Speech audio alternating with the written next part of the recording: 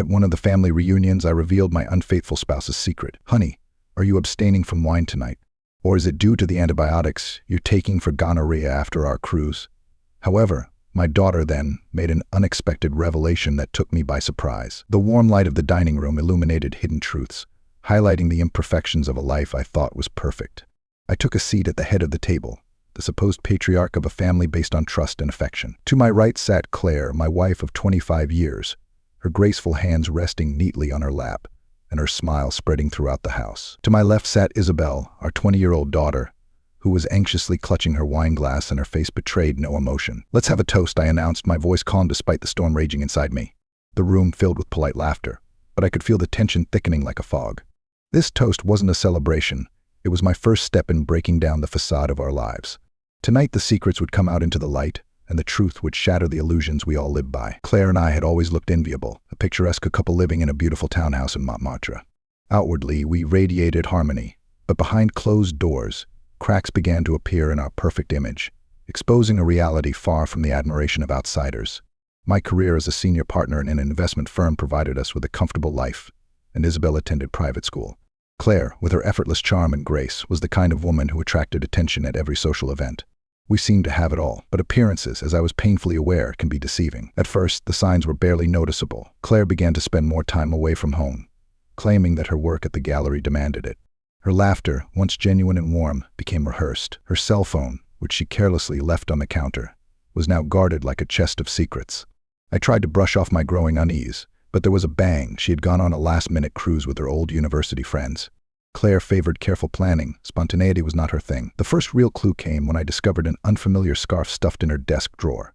My fingers stroked the fabric, its texture rough and foreign compared to Claire's usual silk. The bold, garish pattern contrasted with its understated elegance. A chill ran through my body and a knot in my stomach at the thought that it wasn't hers.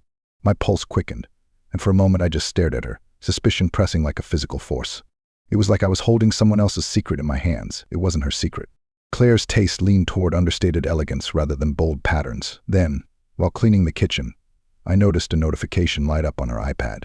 The message read, "Can't wait to see you again." The sender's initials, AM, were like a brand on my chest. I took it well at first, telling myself it could be a harmless inside joke. But the credit card bill was the last straw. Payment for a luxury hotel in Venice, a place far from her intended cruise. My suspicions demanded action. I hired a private investigator, a decision that seemed both desperate and necessary. The private investigator worked effectively, piecing together a story I didn't want to believe. Claire was in Venice, not on a cruise. She was not with old friends, but with Alexander, a French art dealer with a scandalous reputation. The photographs confirmed it. Claire and Alexander walking hand in hand, dining by candlelight, kissing in a gondola. The evidence was devastating, but the final revelation, her visit to the doctor for antibiotics after her return, was the ultimate humiliation. That evening, I prepared for the dining room, decorated with Claire's finest china and fresh flowers, was the scene for the reveal. Isabel had returned from university and Claire's parents had arrived from Bordeaux. The setting was perfect. A gathering meant to honor family was now the perfect backdrop to expose the betrayal. When the main course was served, I raised my glass. "To family," I began, my voice steady but strained. Claire froze for a moment, her practiced smile wavering. "Honey," I continued, turning to her, "no wine tonight? Or is it because you're on antibiotics?" Her hand trembled, causing the fork to clatter against the plate. Isabel's confused gaze darted between us. Claire tried to keep her composure. "What are you talking about, Thomas?" she asked in a strained voice. I leaned back, savoring the moment. "About gonorrhea," I answered deliberately calmly, "after your romantic elopement with Alexander Mantra." Chaos reigned in the room. Claire's parents gasped, their faces pale with shock. Isabel dropped her fork, disbelief darkening her face. Claire's carefully crafted mask crumbled as she stammered out her words.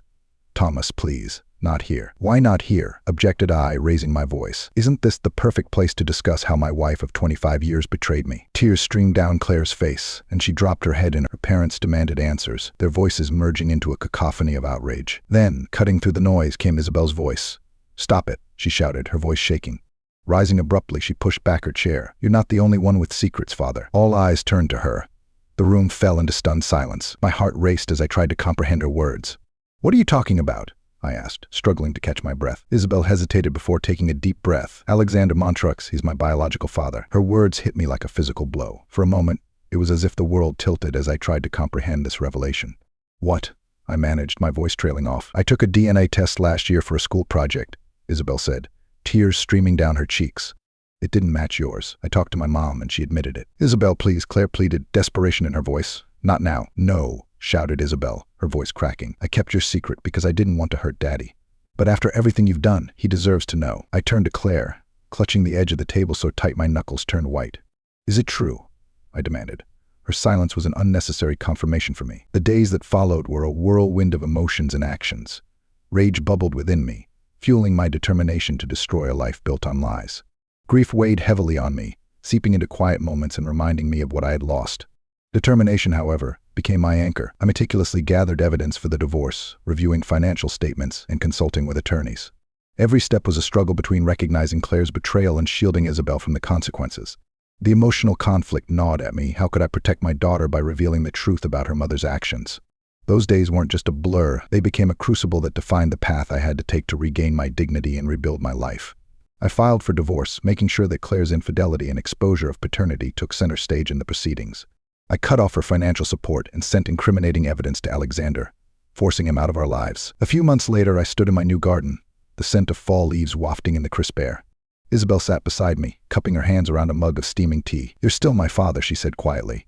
Her words, simple yet profound, stomped on my broken heart. Though betrayal had shattered my life, Isabel's loyalty remained unwavering. As the sun dipped below the horizon, I whispered to myself, from the ashes of deception, I have rebuilt a life in truth. Betrayal can break you, but it can also set you free. Subscribe to the channel, and don't forget to comment. It motivates me to create new interesting stories. See you soon.